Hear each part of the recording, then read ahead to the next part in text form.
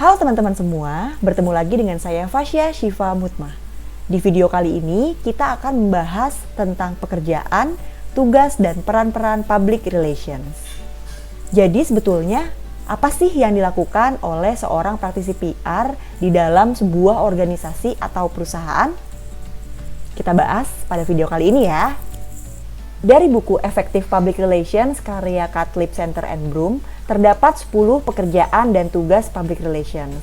Yang pertama, menulis dan mengedit. Pekerjaan menulis dan mengedit ini harus banget dikuasai oleh seorang praktisi PR. Karena pekerjaan menulis dan mengedit ini sangat mungkin sering dilakukan oleh praktisi PR dalam pekerjaannya. Menulis dan mengedit ini bentuknya bisa banyak ya teman-teman, bisa berupa tulisan maupun video, audio, visual. Contohnya, seorang praktisi PR harus bisa menulis dan mengedit untuk naskah press release, naskah artikel, naskah pidato, film, video, iklan, newsletter, maupun media sosial, dan juga materi-materi lainnya.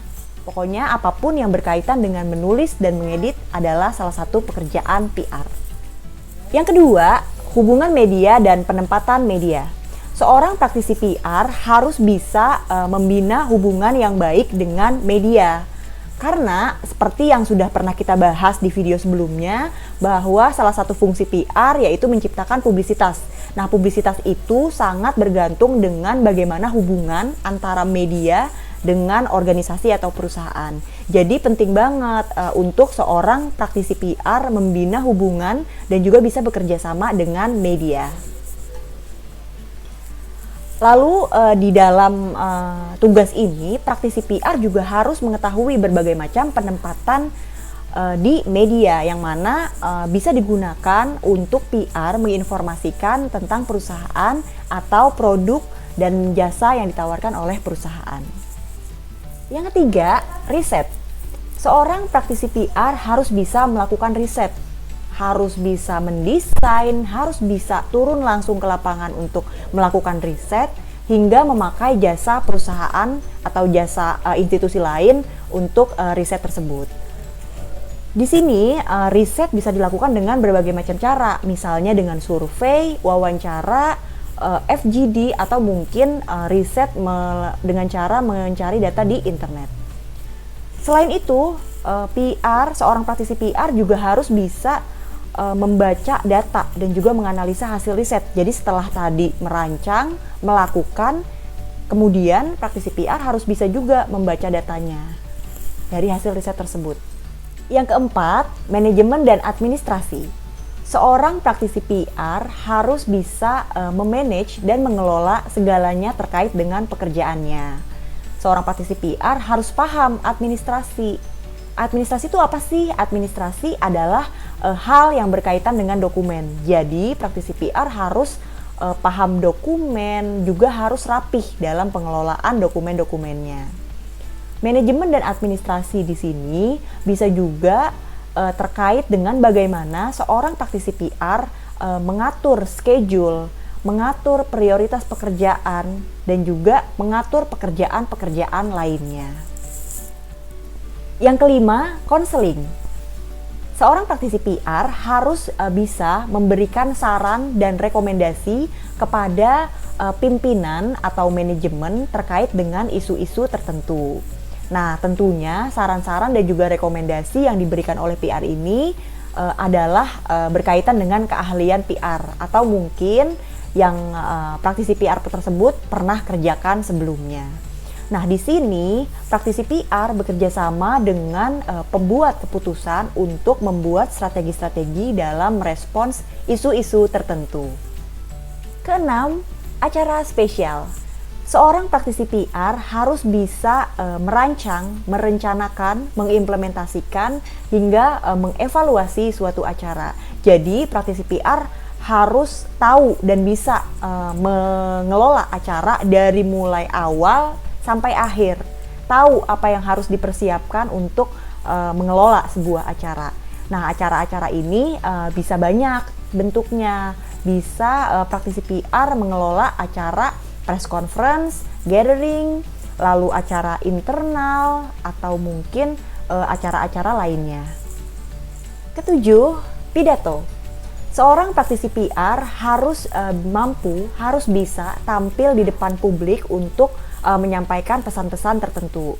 Selain itu, praktisi PR juga harus bisa mempersiapkan dan juga melatih juru bicara perusahaan untuk menyampaikan pesan-pesan kepada publik. Seorang praktisi PR juga harus bisa menyiapkan naskah pidato untuk juru bicara atau pimpinan yang ingin menyampaikan pesan kepada publik. 8. Produksi. Seorang praktisi PR harus bisa memproduksi materi berkaitan dengan pekerjaannya. Selain itu, praktisi PR juga harus tahu berbagai macam proses di dalam produksi suatu materi. Sebagai contoh, seorang praktisi PR ingin membuat video iklan layanan masyarakat. Kemudian praktisi PR itu harus tahu mulai dari proses pembuatan naskah, pembuatan alur cerita, penentuan talent, penentuan lokasi syuting, penentuan vendor, dan lain sebagainya.